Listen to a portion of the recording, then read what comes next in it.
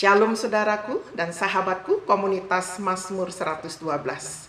Kita jumpa lagi untuk merenungkan firman Tuhan bersama-sama dalam tema yang baru, kuasa persatuan dan kerukunan dari Mazmur 133. Sebagaimana biasa, sebelum kita melanjutkan, kita akan menghafal Mazmur 112 bersama-sama. Haleluya, berbahagialah orang yang takut akan Tuhan dan yang sangat suka akan segala perintahnya. Anak cucunya akan perkasa di bumi, angkatan orang benar akan diberkati. Harta dan kekayaan ada di dalam rumahnya. Kebajikannya tetap untuk selama-lamanya. Dari dalam gelap terbit terang bagi orang yang benar. Pengasih dan penyayang orang yang adil. Mujur orang yang menaruh belas kasihan dan yang memberikan pinjaman, yang melakukan urusannya dengan sewajarnya. Sebab ia takkan goyah untuk selama-lamanya. Orang benar itu akan diingat untuk selama-lamanya. Ia tidak takut kepada kabar celaka. Hatinya tetap penuh kepercayaan kepada Tuhan. Hatinya teguh, ia tidak takut, sehingga ia memandang rendah para lawan-lawannya. Ia membagi-bagikan, ia memberikan kepada orang miskin, kebajikannya tetap untuk selamanya. Tanduknya meninggi dalam kemuliaan. Orang fasik melihatnya lalu sakit hati. Mereka menggertakkan giginya lalu hancur. Keinginan orang fasik menuju kepada kebinasaan. Inilah serangkaian berkat-berkat yang Allah pasti curahkan kepada orang yang takut akan Tuhan dan yang menyukai firman-Nya. Bukan sekedar menyukai, tapi sangat menyukai. Nah, kiranya kita memulai dari diri kita sendiri, menjadi generasi yang takut akan Tuhan dan sangat menyukai firman-Nya. Maka anak cucu kita pun akan diberkati. Kita akan merenungkan firman ini bersama-sama. Kita berdoa sebelumnya. Tuhan firman yang hidup, berkatilah kiranya perenungan kami hari ini, sehingga ada perubahan di dalam keluarga kami. Dalam nama Yesus. Amin. Mari kita melihat kebenaran ini bersama-sama. Kita akan membaca ayat ini bersama-sama. Nyanyian ziarah Daud. Sungguh alangkah baiknya dan indahnya apabila saudara-saudara diam bersama dengan rukun. Seperti minyak yang baik di atas kepala, meleleh ke janggut yang meleleh ke janggut Harun dan ke leher jubahnya. Seperti embun gunung Hermon yang turun ke atas gunung-gunung Sion, sebab kesanalah Tuhan memerintahkan berkat kehidupan untuk selama-lamanya. Nyanyian ziarah dalam bahasa Ibrani-nya adalah Shir Hama Alot, artinya nyanyian pendakian. Dalam bahasa Inggris disebut Songs of Ascent, Gradual Psalm, Songs of the Grace, Songs of Steps, atau Pilgrim Songs. Dalam bahasa Indonesia maknanya nyanyian pendakian, mazmur bertahap, lagu yang berderajat atau bertingkat-tingkat, lagu yang diucapkan sambil melangkah, lagu-lagu orang musafir atau para peziarah. Nah, Daud sangat mengalami makna keterpecahan keluarga. Bagaimana tidak? Ia mengalami pengalaman yang pahit, di mana ia terancam dibunuh oleh mertuanya sendiri, yaitu Saul. Dikejar-kejar sampai kemanapun, dan ia mengalami perlindungan Allah sedemikian rupa. Yang berikut, ia mengalami pembunuhan di dalam keluarganya. Antara kakak beradik, di antara anak-anaknya sendiri terjadi. Masih ingat peristiwa Tamar yang diperkosa oleh Amnon? Tamar adalah adik Absalom. Absalom dendam kepada Amnon dan membunuhnya dalam suatu peristiwa yang telah ia rancangkan. Ditulis dalam 2 Samuel 13 ayat 28 sampai 29. Yang berikut, Amnon tidak mau menghadap Raja Daud sebagai ayahnya. Selama 2 tahun dia tidak mau berjumpa ayahnya. Dan juga yang berikut, ia menghampiri gundik-gundik ayahnya di sotoh rumah. Di atas sotoh rumah dibentangkan kemah. Dan Absalom melakukan perbuatan mesum itu di sana. Ditulis dalam 2 Samuel 16 ayat 22. Disaksikan oleh banyak orang di siang hari bolong. Ini juga sebagai penggenapan hukuman yang pernah Tuhan ucapkan kepada Daud. Karena Daud meniduri Batseba, istri Uria, orang Het itu. Bahwa ketika Daud melakukan hal itu secara tersembunyi, dan ia mau menghilangkan jejaknya, Allah katakan, orang akan meniduri istrimu di depan matamu di tengah hari bolong. Dan firman itu digenapi melalui anaknya sendiri. Walaupun Daud sudah diampuni. Itu sebabnya dalam pelajaran ini kita juga belajar.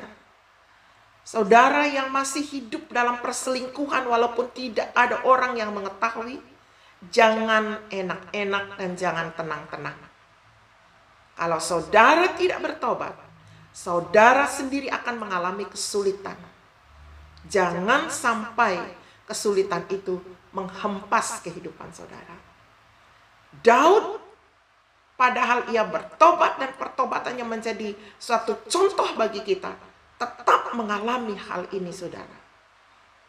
Upah dosa itu maut. Dan tidak sekali-kali ia melepaskan orang yang berdosa dari hukuman. Sebab itu jangan dianggap enteng. Benar kita mendapat pengampunan, tapi jangan digunakan itu untuk hidup santai-mantai di dalam dosa.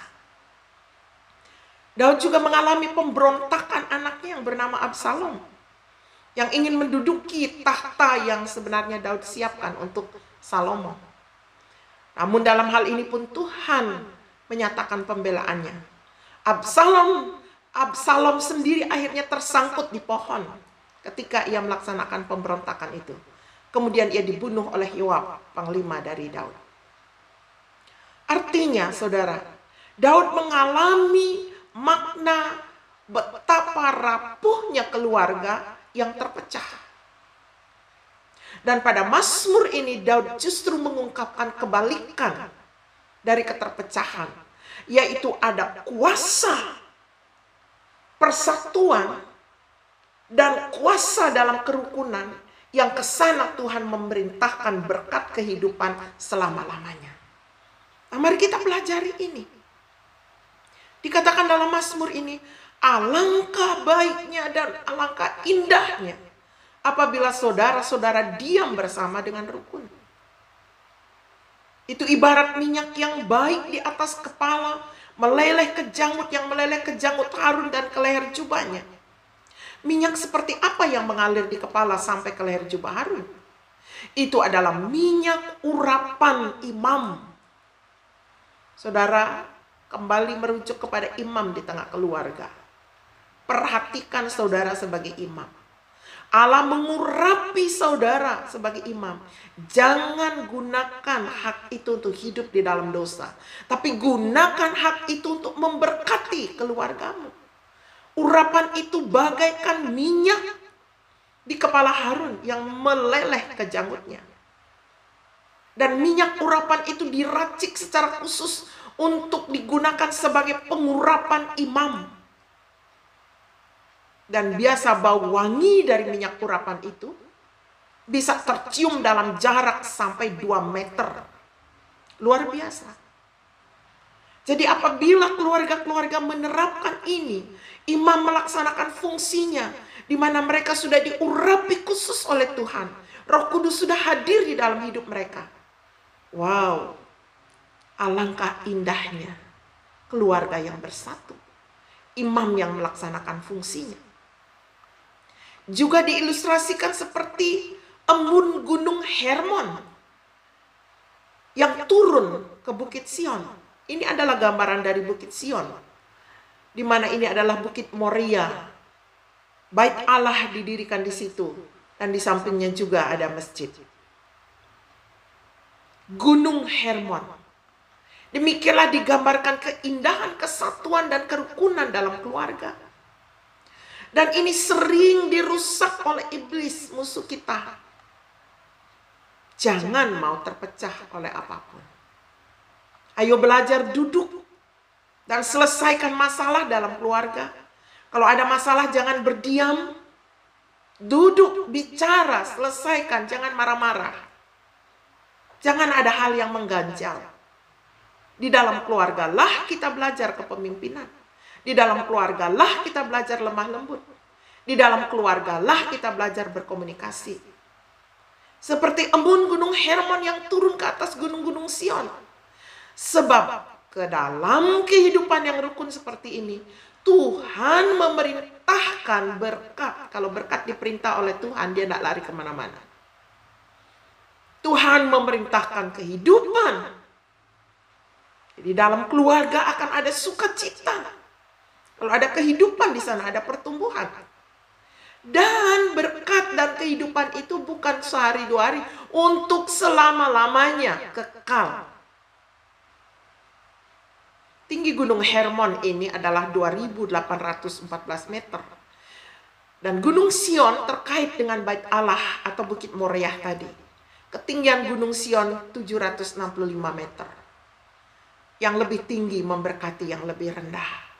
Tuhan yang memerintahkan berkat mengalir dari tempat yang tinggi itu ke dalam keluarga yang duduk merendahkan hati di hadapan Tuhan. Mau menyelesaikan masalah, nggak ngotot-ngototan, mau saling memaafkan. Tuhan perintahkan berkat kehidupan ke sana.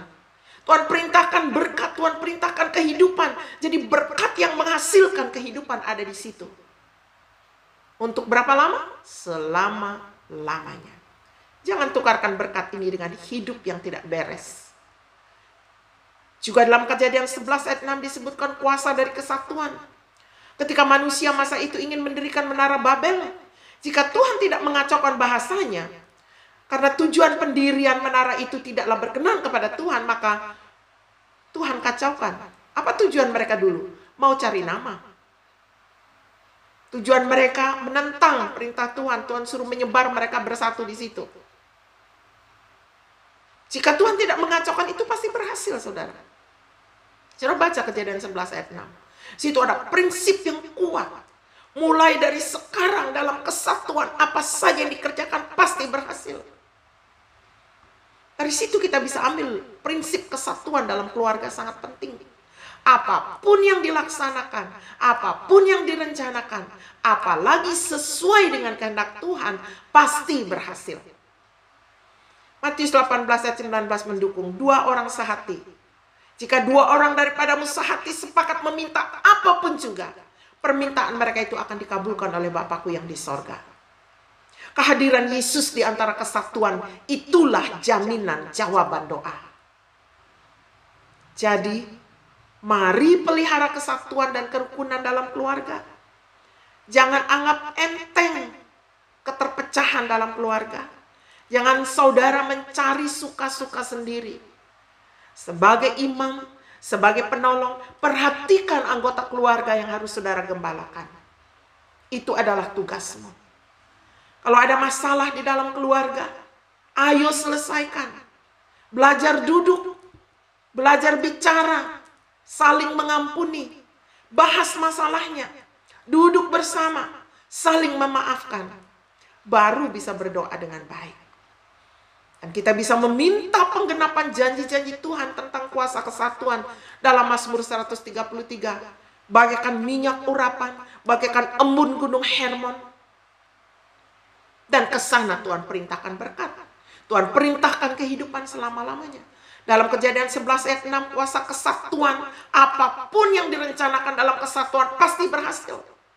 Apalagi kalau kehendak Tuhan. Matius 18 ayat 19, 2 orang sehati meminta apapun juga, permintaan mereka akan dikabulkan. Mengapa saudara tidak gunakan kuasa ini? Yang belum punya rumah, minta rumah. Anak-anak belum selesai pendidikan, belum menikah, doakan mereka. Jangan hidup kacau balau. Jangan menjadi orang tua kacau balau. Tugas saudara sampai anakmu selesai menikah. baru wisuda selesai semuanya. Saudara harus menjadi teladan, bahkan sampai tutup mata melihat anak cucumu diberkati. Mazmur 128. Jadilah pelaku firman, itulah iman yang memindahkan gunung. Sebelum berpisah, saya akan berdoa bagi saudara. Tuhan, biarlah firman ini diterapkan di dalam keluarga. Para pria, para suami akan bertindak sebagai imam, akan menyatukan keluarga di dalam urapan Allah Roh Kudus, akan mengucapkan doa berkat imam, akan mengucapkan doa iman di tengah-tengah keluarga, bahwa anak-anak mereka akan selesai pendidikan, akan dapat pekerjaan, akan dapat jodoh yang seiman. Jadilah di dalam nama Yesus.